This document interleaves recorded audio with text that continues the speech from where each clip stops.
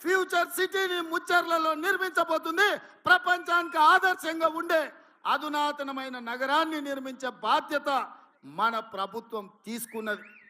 మరి ఇన్ని కార్యక్రమాలను తీసుకున్నప్పుడు మిత్రులారా, ముఖ్యమంత్రిగా ఒకవైపు పనులను నిర్వహిస్తూనే పార్టీ కార్యక్రమాలను కూడా జోడెద్దుల్లాగా మనం ముందుకు తీసుకెళ్ళాలి.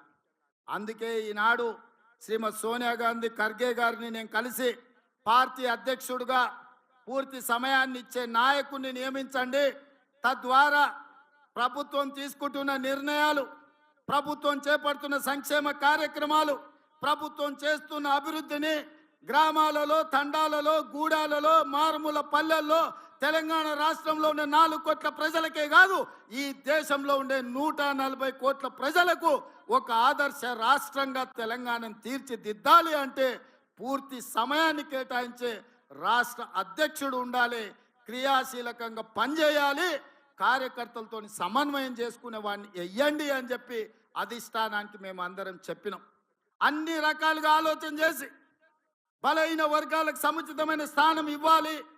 3 సంవత్సరాలు కార్యనిర్వాహక అధ్యక్షుడిగా ఎల్లవేళల గాంధీ భవన్లో కార్యకర్తలకు అండగా నిలబడి ప్రతి వాడికి విశ్వాసం కల్పించి ఈనాడు కాంగ్రెస్ అధికారంలో రావడానికి తనదైన పాత్ర పోషించిన మహేష్ గౌడ్ని ఇవాళ సోనియా గాంధీ గారు, ఖర్గే గారు రాష్ట్ర పార్టీ అధ్యక్షుడిగా నియమించండు. ఇవాళ ప్రభుత్వం చేసే ఎంత గొప్ప కార్యక్రమం అయినా పార్టీ నాయకత్వం ప్రజలకు తీసుకుపోయినప్పుడే దానికి ప్రయోజనం ఉంటుంది. మన్నటి గెలుపు సెమీఫైనల్సే. 2023 తెలంగాణలో రాష్ట్ర ప్రభుత్వాన్ని ఏర్పాటు చేయడం అంటే నేను పిసిసి అధ్యక్షుడిగా ముందుకు నడిపించింది, సిఎల్పిగా బట్టి విక్రమార్క గారు నడిపించి గెలిపించింది సెమీఫైనల్స్ మాత్రమే అని నేను చెప్పదలుచుకున్నా. వాస్తవంగా ఫైనల్స్ 2029లో ఉన్నాయి. ఢిల్లీ ఎర్రకోట మీద మువ్వన్నెల జెండా ఎగిరేసినప్పుడే, నరేంద్ర మోడీని ఓడించి రాహుల్ గాంధీని దేశానికి ప్రధానమంత్రిని చేసినప్పుడే ఈ దేశంలో మనం ఫైనల్స్ గెలిచినట్టు మిత్రులారా. అందుకే మిత్రులారా, 94 నుంచి 2004 వరకు 2 సార్లు టీడీపీ గెలిచింది. 2004 నుంచి 2014 వరకు 2 సార్లు కాంగ్రెస్ గెలిచింది. 2014 నుంచి మొన్నటి ఎన్నికల వరకు టిఆర్ఎస్ 2 సార్లు గెలిచింది. ఇప్పుడు నేను మీ ముందు గర్వంగా సగర్వంగా చెప్పదలుచుకున్న 10 సంవత్సరాలు నిరంతరాయంగా ఈ రాష్ట్రంలో కాంగ్రెస్ అధికారంలో ఉంటుంది. 2029 పార్లమెంటు ఎన్నికల్లో తెలంగాణ రాష్ట్రం నుంచి 15 పార్లమెంట్లు గెలిపించి రాహుల్ గాంధీని ప్రధానమంత్రిని చేసినప్పుడే మనం ఫైనల్స్ గెలిచినట్టు. అప్పటి వరకు ఎవరు విశ్రమించొద్దు, ఎవరు సెలవు తీసుకోవద్దు, ఎవరు నిరాశ చెందొద్దు, మనందరం సమన్వయం చేసుకోవాలి. ఇంత ఫైనల్స్కి వెళ్ళే సందర్భంలో మహేష్ గౌడ్ గారి భుజ స్కంధాల మీద మల్లికార్జున్ ఖర్గే గారు, కేసీ వేణుగోపాల్ గారు ఇవాళ కీలకమైన బాధ్యత పెట్టిండ్రు. నాకు సంపూర్ణమైన విశ్వాసం ఉంది మిత్రుడి మీద. ఖచ్చితంగా కార్యకర్తలకు అందుబాటులో ఉండి రాహుల్ గాంధీ గారిని ప్రధానమంత్రిని చేసే వరకు అహర్నిశలు కృషి చేసి కష్టపడి కాంగ్రెస్ను తెలంగాణలో గెలిపించి 15 పార్లమెంట్లు ఢిల్లీకి పంపించే. నేను చాలా సందర్భాల్లో దుర్గామాతగా పోలిస్తూ ఉంటాను మా మేడం దీపాదాస్ మున్షి గారు, ఏఐసిసి కార్యదర్శులు విశ్వనాథ్ గారు, కొత్తగా నియమితులైన కార్యదర్శి విశ్వనాథ్ రాబోతుంది. ఇదే కాదు, కులీ కుతుబ్ షాహీ నిజాం హైదరాబాద్ నగరాన్ని నిర్మిస్తే 2వ నగరం సికింద్రాబాద్ను బ్రిటిషర్స్ నిజాం నిర్మించిండు. సైబరాబాద్ను చంద్రబాబు నాయుడు రాజశేఖర్ రెడ్డి నిర్మించిండు. మరి ఈనాడు ఈ ప్రభుత్వం కాంగ్రెస్ పార్టీ 4th సిటీని, ఫ్యూచర్ సిటీని ముచ్చర్లలో నిర్మించబోతుంది. ప్రపంచానికి ఆదర్శంగా ఉండే అధునాతనమైన నగరాన్ని నిర్మించే బాధ్యత మన ప్రభుత్వం తీసుకున్నది. మరి ఇన్ని కార్యక్రమాలను తీసుకున్నప్పుడు మిత్రులారా, ముఖ్యమంత్రిగా ఒకవైపు పనులను నిర్వహిస్తూనే పార్టీ కార్యక్రమాలను కూడా జోడెద్దుల్లాగా మనం ముందుకు తీసుకెళ్ళాలి.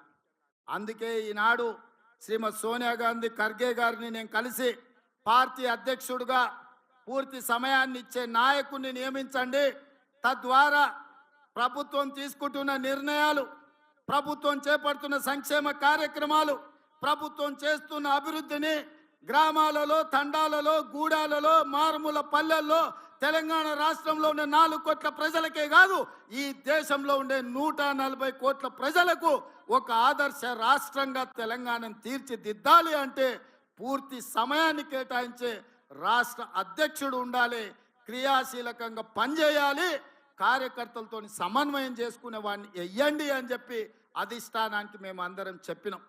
అన్ని రకాలుగా ఆలోచన చేసి బలహీన వర్గాలకు సముచితమైన స్థానం ఇవ్వాలి.